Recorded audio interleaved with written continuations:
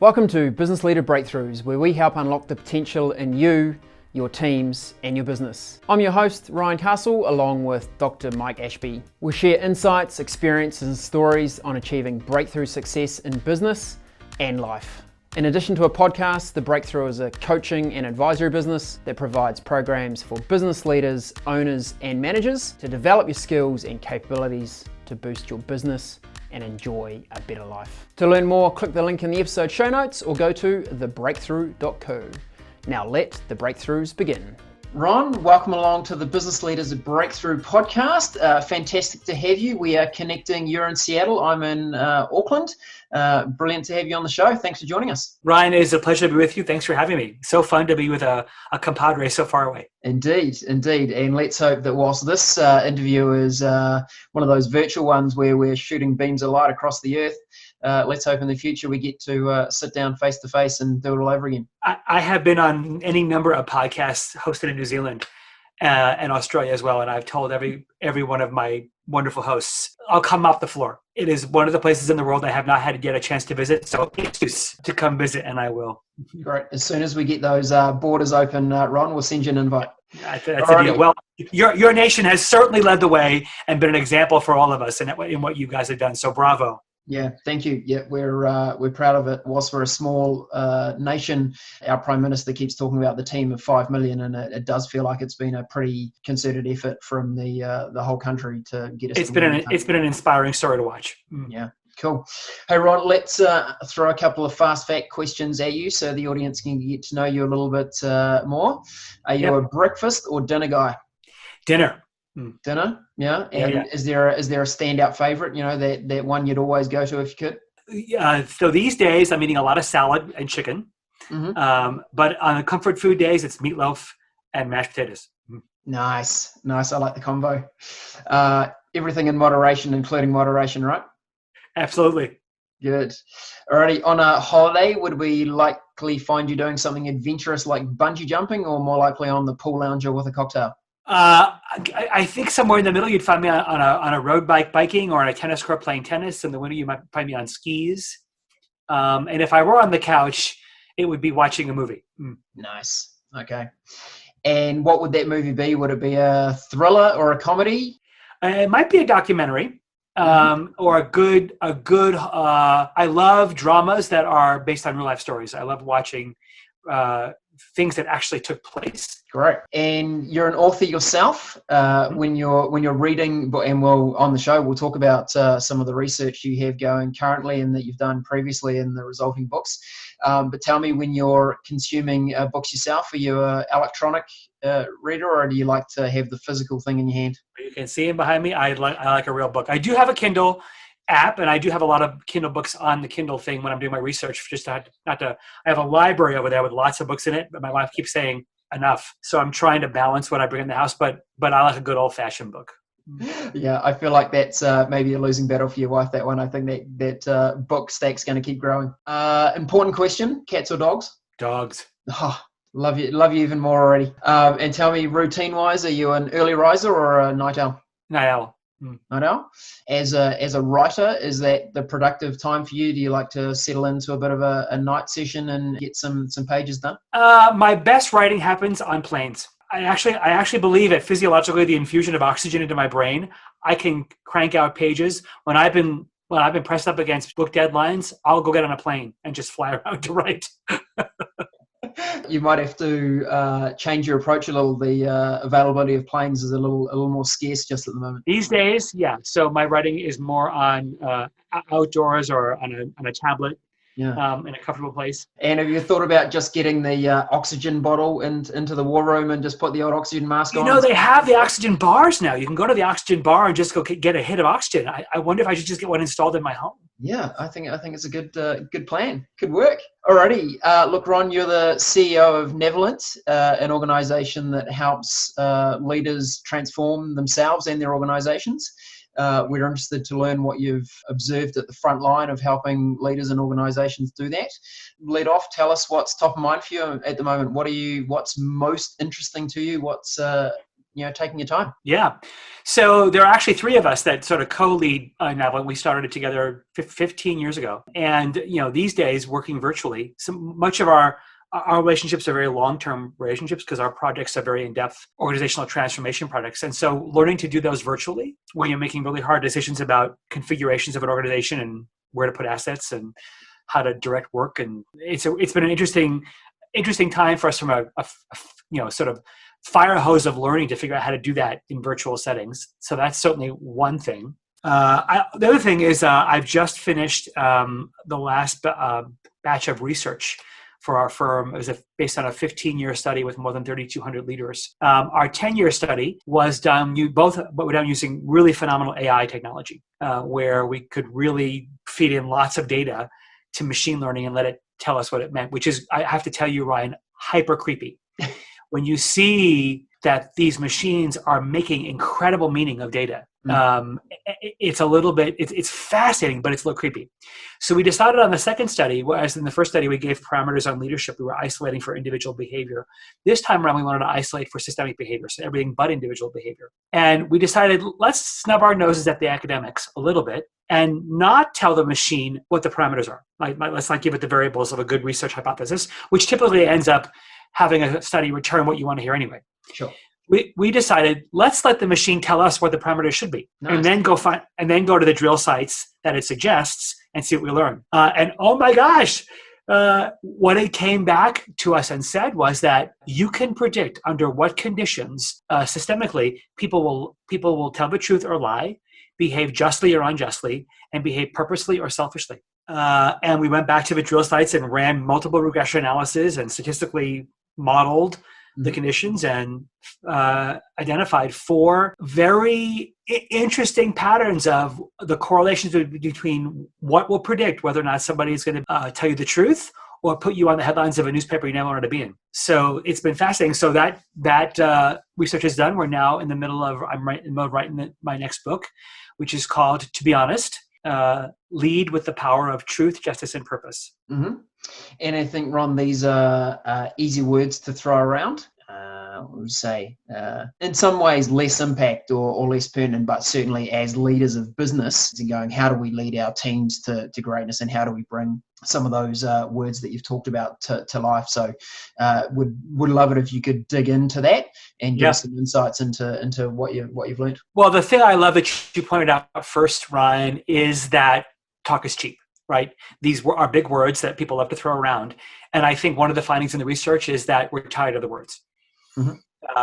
That first of all, what we did learn was that they're highly intercorrelated, meaning that you cannot establish an organization with truth and justice and purpose unless you have all three.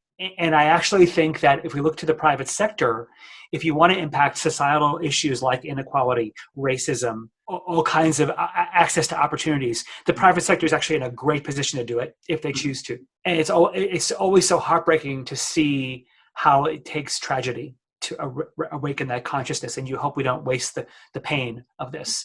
So the very first finding was what we called strategic clarity, meaning, are you who you say you are? So if an organization, we all make promises. We have mission statements, we have vision statements, we have values, we have operating principles, we have brand promises. And so we're so used to those being cosmetic campaigns for external consumption on a wall, on a screensaver, on a lobby wall. But if you ask people, well, tell me what your company's mission is, or tell me, do you live by your values? You get lots of eye rolling. Well, it turns out that duplicity has a cost. Mm-hmm. And if you say one thing and do another, meaning people cannot locate their own personal purpose or reason for being in your story, or your story contradicts why they're on the planet, you are 3 times more likely to have people lie, behave unfairly, and withhold the truth and be self-interested. Because once you have created a sense that we say one thing but do another, that's now your norm. So you can't say, we say one thing and do another here, but our actions and words match here. Right. You've now given everybody of your employees permission to say one thing and do another, and trust that they will. The statistical models work both ways. So if you are in fact aligned and behave congruently with who you say you are 3 times more likely to have people tell you the truth, behave fairly and justly, and do what's right for the greater good. The second finding was accountability, the oh so painful word. That if you ask people in an organization, what does accountability mean here? You get all kinds of great words like blame, punishment, bloodshed, lawyers. You don't ever get the true meaning of accountability. what you hope it would mean, which is my job is to make you your best. My job is to bring out your best performance. So if your accountability systems are seen to be unfair, not your reward systems, it's not about pay, but how you measure.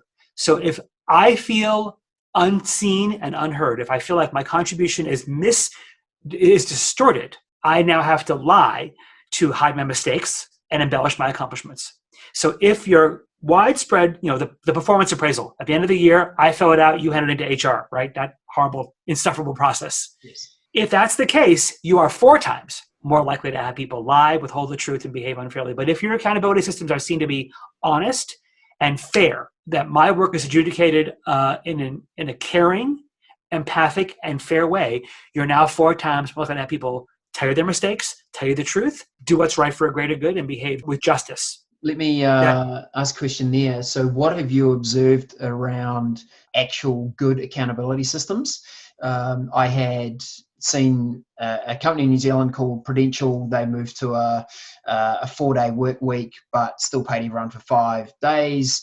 It's been quite groundbreaking. They said it gave them great productivity improvements. And I posed very much an accountability question to the CEO and said, how do you figure this out with your team? And he said, look, it's really about asking people the value question. So how will you add value to the organization this week, this month?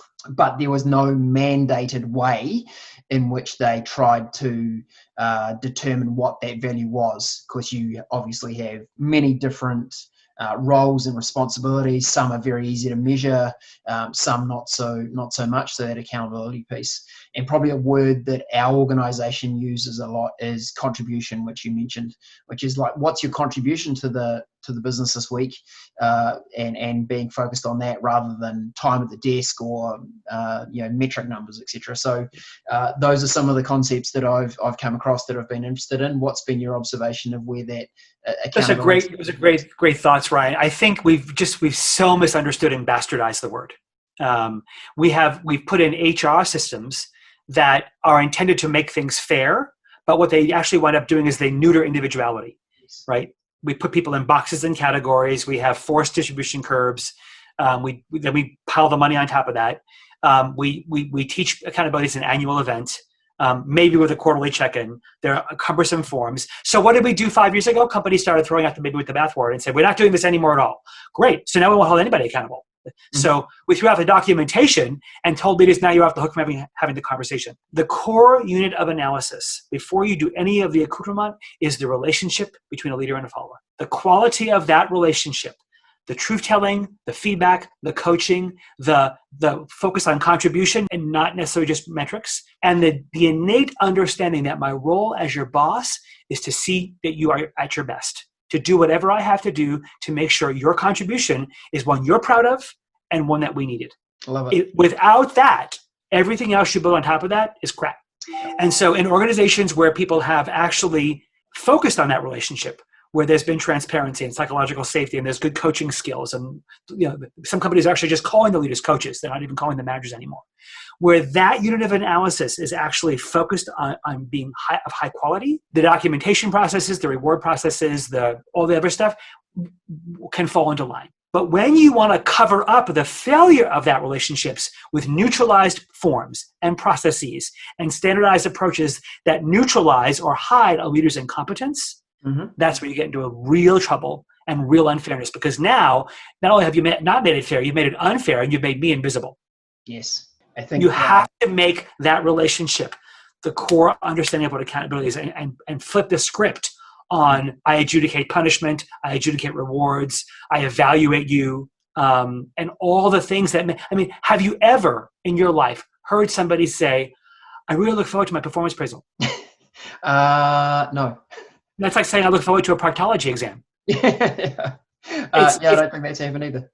Think about the moment in my life, annually, quarterly, who cares how often it is, every 6 months, whatever it is, that I get to talk about myself.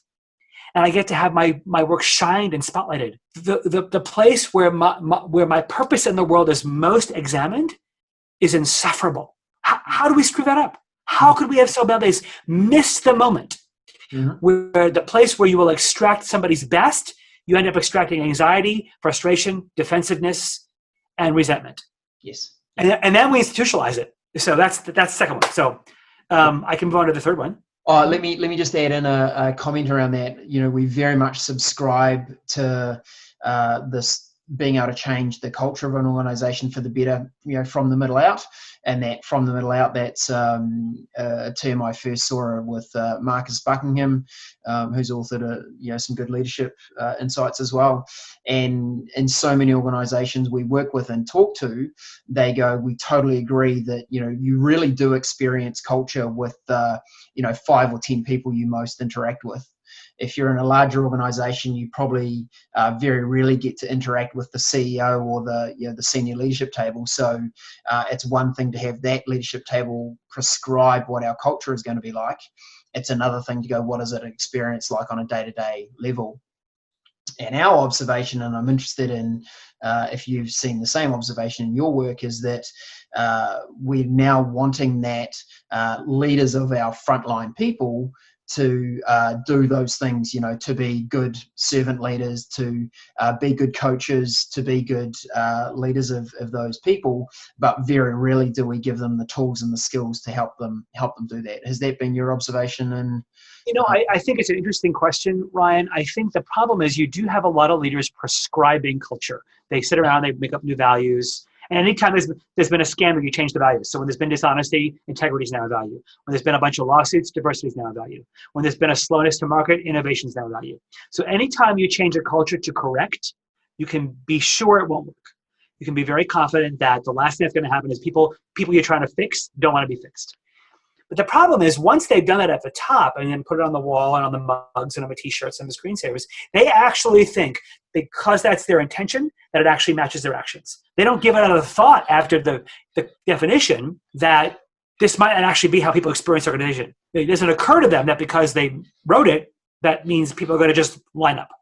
So how you embed those standards down in training, in coaching, in all the devices that shape, you can say we value empowerment, but if your governance structure sucks up decision-making to the top and people feel compressed, there's no empowerment. You can say you value collaboration, but if all your reward systems reward individual behavior and you have border wars at the seams, doesn't matter that you say we value teamwork, right? Mm-hmm. So unless you design the organization to produce the behavior you want, you won't get it. So I do think that there's lots of people spending lots of money on first-line supervisor training. In fact, I think what's bizarre to me is that they spend more money on first-line and middle management training than they do on the executives. And the irony is the executives have a disproportionate level of influence and power over the performance of the organization, but they think, well, they've arrived as a vice president now, so they're done. Yes. Which, of course, is such a fool's errand because that's the time when they're the least equipped to do that job, and all they're going to do is reach back for past successes and do what got them there, which, of course, is the last thing they need to do. So I do think that unless we shape a set of behaviors and standards for the organization that we actually embed, but give them the tools, the training, the coaching, the systems, the processes that actually align with those behaviors, we're just rubbing a lamp when we write the behaviors down and assuming that they're actually going to appear on their own. Yep, got it. Okay, take us back. Number 3. Governance. So decision-making. If people believe that the way decisions are made in your organization is by some smoke-filled backstage room, and that when I walk into a meeting that it's orchestrated theater, that you tell me I'm there to make a decision with you, but I can really tell you made it yesterday, and now your job is to convince me that I was involved. We call that faux inclusion. Or that the most reliable sources of data are the rumor mill and the hallway, and that the data with which you're making decisions that affect me or involve me in is not transparent and not honest. If that's the case, you're now 3.5 times more likely to have people lie, withhold the truth. But if your governance is seen as transparent, open, accessible, you're 3.5 times more likely to have people do the right thing and tell you the truth. And lastly, probably the one that surprised us the most was collaboration. So if at the seams of your organization, the classic ones, sales and marketing, operations and R&D, supply chain and logistics, if at those seams you have unresolved conflict, competing metrics, competing missions, leaders rivaling for the next position. If there are intractable conflicts there, you are 6 times more likely to have people lie, distort the truth, or behave unjustly. But if you have unity, in other words, if people sense that 1 + 1 = 3, that we come together, we see each other as part of a bigger story, and we actually act as if our contributions come together for a greater good, if that's the case, if you design your seams to produce that kind of behavior, now you're 6 times more likely to have people be honest, be forthcoming, point out problems, and behave for a greater good. The painful part about the stat models is that they're cumulative. So if you have all 4 of those conditions in place, you are 16 times more likely to have people behave the way you want them to behave, in a just way, a truth-telling way, and an honest way. But if those things don't exist in your organization, if your words and actions don't match, if your accountability is seen to be not fair, if your governance is not transparent, and if you have border wars at the seams, now you're 16 times more likely to be a headline that you never wanted to be. It means the ethical fungus is growing in your petri dish, and at some point it's only a matter of time before a scandal breaks or a misfortune happens. Sure. So I tell leaders all the time, look, here's the very simple litmus test. If there is not somebody in your office regularly, 2, 3, 4 times a week, comfortably telling you something that's uncomfortable to hear, you can be very confident your leadership sucks. I like that. It's a good thermometer. And how many organizations have you worked with, or percentage-wise, that you feel like are in that zone? When I point that barometer out, it makes people squirm. Yep. Because the natural tendency of leaders to assume no news is good news, right? Of course they would tell me if something was wrong. Of course they would tell me if my behavior was frustrating to them. Of course the meetings are open and transparent. People are telling what they think. Yeah. Of course it's psychologically safe. Why would people be afraid of me? Until you get data that tells them people are terrified of you. What? Yeah, totally. Ron, I'm loving this. It's generating so many questions for me that I want to throw at you. First one, in your research, did you look at financial performance of organizations in correlation with, whether they did or didn't have these behavior sets in place? Absolutely. There, as one of our secondary research correlations, it's unequivocally undeniable that the organizations that are more honest and just and purposeful by those 4 systems financially outperform, competitively outperform, and out-innovate their competitors. Right. Okay. And I can picture our audience members out there at the moment going, God, Ron, everything you say is making so much sense. I can feel it. I've been in those positions. I've probably got an organization that has all of those symptoms to some degree, and they're going, totally understand why the other side of those symptoms is a much better place to be, but how do I get there? Well, so first of all, there's some great news for the people who are just terrified. What our statistical models show is that it's not about perfection, right? So for example, if you improve alignment between your actions and words strategically, meaning your identity is more lived, if you improve that alignment by even 20%, you get a 9% return on increased truth-telling and just behavior. So you don't have to go all the way to perfection. There are incremental ways to do it. Here's a simple one. How often do you, as a leader, sit around your meeting table, pull out your mission statement, pull out your value statement, pull out your brand promises, and say, hey, how well do we live these? Where are we not living them? And just talk about it. How often does your executive team do a diagnostic work to actively understand how true are these to our people? How true are these to our customers? Ask. With regard to accountability, look at your engagement data. How much do people say, I trust my manager? If it's only 58%, that means 42% don't trust your managers. That means you have 42% of your managers untrustworthy. That's a D. Yeah, it's terrifying. And you think because it's up from 10% last year, it's a win. So when it comes to how you make decisions, have you talked about empowerment? Are the people at the lowest levels of your organization empowered with resources, authority, and present in the right governing mechanisms to contribute to those decisions? How often is their input solicited and acted upon? I mean, we all know we ask people's input and then we go do something else anyway. Do they actually feel like they were heard? When it comes to seams, rather than just doing team building because they're not getting along, how often do you bring sales and marketing, R&D and operations together to say, let's talk about this relationship. What's the value we create together? So at the intersection of marketing, customer service, and product development is where innovation happens. It takes all 3. So have you brought them together and said, how are we innovation for the company? Because at the top levels, you don't think about functions anymore. You think about capabilities. Right? The seams are what you care about. The functions are irrelevant to you.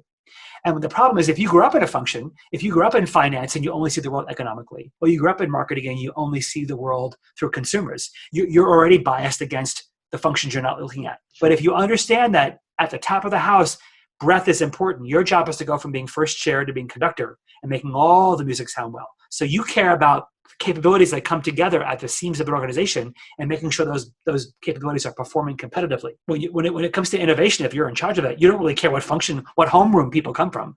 Get out of your homeroom, come to the table and deliver. That's a great sentiment, but do they know how to do it? Have you enabled them to understand how you may be the ambassador from customer analytics, you may be the ambassador from marketing, you may be the ambassador from R&D, but together you're the innovation team.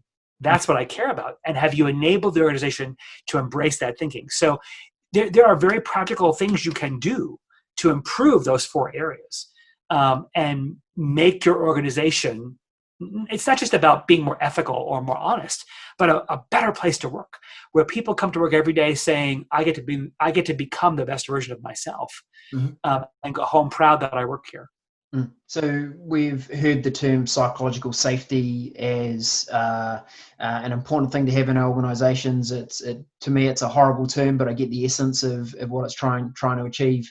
And if you bring, that example we just talked about, Ron, of bringing different departments together to go, how do we collaborate? How do we find a common goal here? You do need an environment that allows people to have really robust discussion, call things out without the fear of being, belittled or shot down or their opinion not taken seriously. What's been your observation in organisations that are doing that well? Psychological safety was one of the statistical dimensions in our research. The problem is it's necessary, but in and of itself, you can make it psychologically safe. It doesn't mean people will speak up. My experience is that you have to make it an expectation that if you're in the meeting, so I've seen executives intentionally ask for dueling fact bases. So when you come in and make that pitch for that new product, I want you to come in and with a fact base of your own, refute that. Yep. And so you create the debate. But the other issue that I see companies do is it's a skill, right? There's an art to how you say, gee, Ryan, I'm not sure if I agree with your point of view. Can I share a different point of view with you? Versus, Ryan, that's interesting. Versus, Ryan, you jerk, what the hell? You really believe that crap, right? So what is the skill set that I need to not tarnish the relationship, challenge a point of view, offer a dissenting view, and realize that conflict is the raw material of innovation, right? Without the spark, there's no creativity. And if we're all going to be the same, some of us aren't needed here. So if you don't skill people with their understanding their own biases, understanding their own cognitive impairment, understanding their own triggers, understanding their own proclivity to conflict or candor, and how to bring that about in a trust-based environment where the absolute raw thoughts are there while keeping the relationships intact and getting stronger. There's no injection for that. You have to work at it. Yeah. And if you don't work at it and you think you can do it just by the normal course of your meetings, you're delusional. Yeah. So you have to set the expectation, set the example, and build the equipment for it. And the companies that are doing it well do all 3. Right. Many companies, unfortunately, announce, hey, guess what? It's now psychologically safe here. It's the same as the values whacked on a poster on the wall, right? I think one of the things that helped me get my own head around the effective meetings, collaboration, psychological safety is the acknowledgement that collaboration does not look like everyone's sitting in the room doing a group hug. It is a really challenging environment. That's what it looks like now. Challenging in the sense that we can be open and I can say, hey, Ron, I don't agree with that. Here's my reason why. Let's have a solid, robust discussion about that. Because I think the scenario that you didn't mention and happens most common is the one where I sit in the room and go, oh yeah, Ron, that's great. Good point. Well done. And then I leave the room, get in the corridor, pull my colleague aside and go, oh, wasn't that a load of rubbish that Ron was talking about? We're not really going to support that. I think that's the worst one. The infamous pocket veto. Yeah. And it's incredibly duplicitous because what that person fails to realize is that if you just pulled your colleague aside and did that, you've now told them you shouldn't trust me because I'm going to do it to you too. Totally. But that's the issue in governance when collusion replaces transparency, and collusion is the way we actually make decisions here, now you're asking for trouble. So I also think, to your point, we often confuse collegiality with collaboration. We all get along. Oh, no, we don't. You may look like you're tacitly being courteous to each other, but you actually can't stand each other. I was working with a leadership team once, and oh my gosh, they weren't the prettiest piece of clip art. You had Black, Asian, Hispanic, male, female, gay, straight. It was the most beautiful piece of diversity clip art you ever saw. And they prided themselves on this. And I sat through several days of their executive team meeting. And early on the second day, I said to them, I just want to point something out here. There's not an ounce of diversity in this room, which of course they were like gasping. I'm like, you're pretty. You got the capital D diversity down. You are the poster child. But when it comes to the small d diversity, let me go back to my notes from yesterday and this morning, and let me tell you all the ways you masterfully skirted conflict. Let's take this offline. I'm not sure this is the right meeting for that. We probably need more data for that. Let's sit on this and marinate for a while and come back to the next meeting. At every opportunity to avoid the differences among you, you sidestepped it. Mm-hmm. So what you've told yourselves is, we're here to agree. So, call the question there. Got to stick around and help them through that. I mean, those are the moments that often get us thrown out of the room. But that's what we're there for. I'm not going to collude with you. Yeah.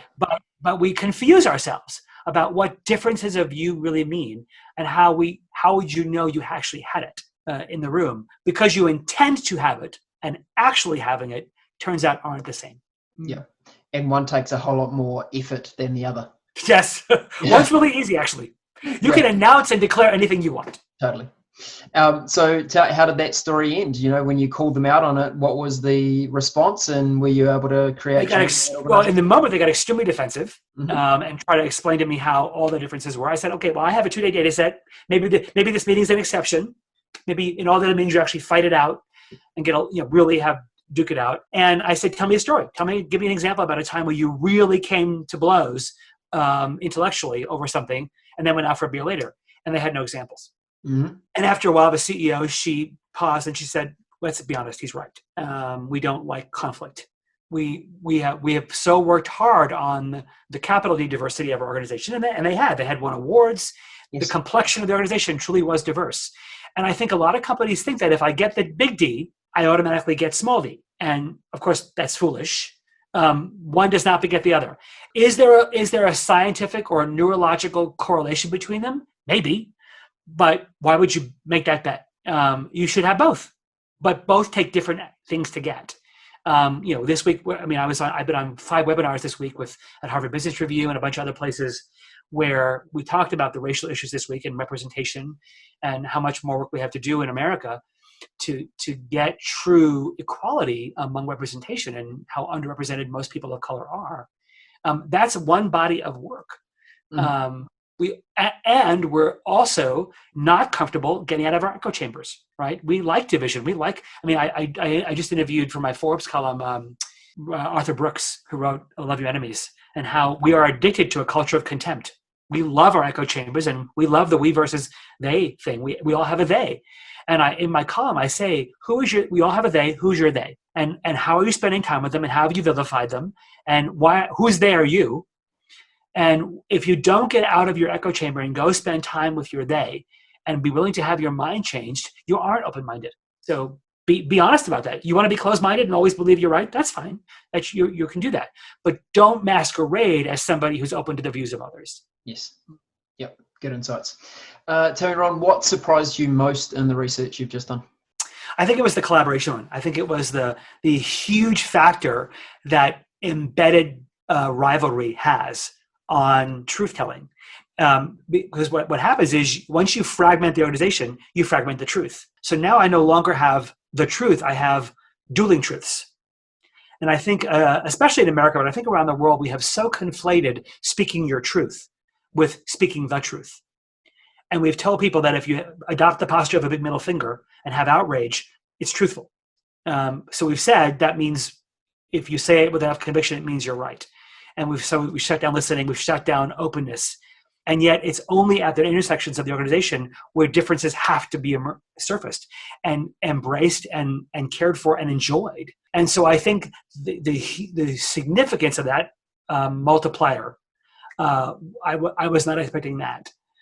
I think that what excited me most about it was the justice factor, was that organizational injustice can be rectified, and that leaders have the power, and it is, because they have power, a disproportionate ability to right wrongs. Every company has a process that's not fair. That's whether how it allocates resources, or how it makes choices, or how it makes assignments for projects, or how it selects, or how it rewards.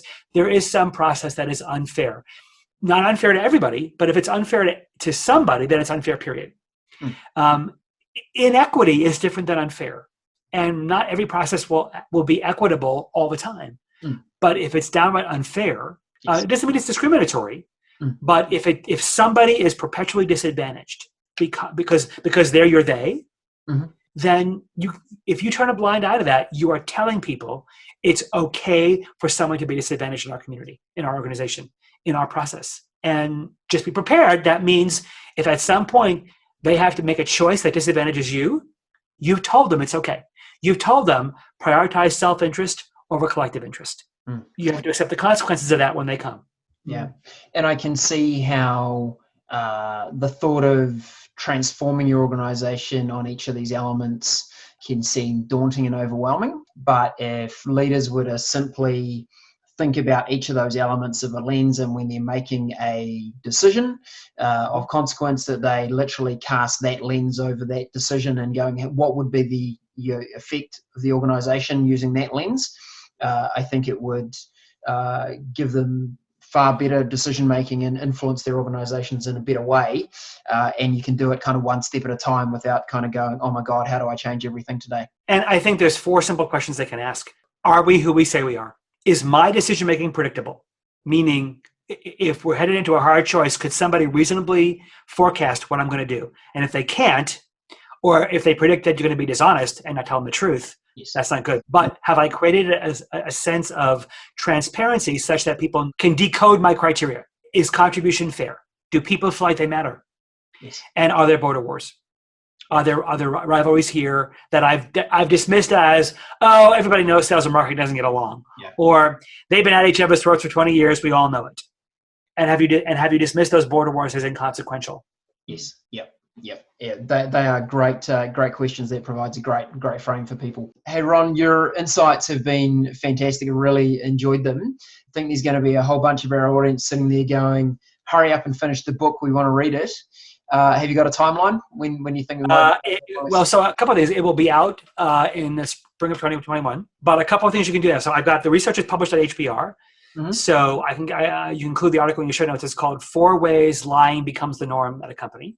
Okay. Published last year. So you can put the link there that has all the stats and the findings. I will later this fall, I'm going to be launching a mini-sode series called Moments of Truth, which will be sort of interviews with exemplars and great leaders from great companies and known CEOs and thought leaders that will launch all the way to the book launch. So you'll get little teasers and excerpts from the book along the way. So the book will be available for pre-order on Amazon in August. So we're right around the corner from that. Okay. So I can give you doses and holdovers until the book is launched. Yeah, nice. And tell us, where's the best place for people to connect and follow you? Yep. So if you come find me at Navalent, Navalent.com, we've got lots of great videos and resources and white papers and fun things to hang out on in terms of content.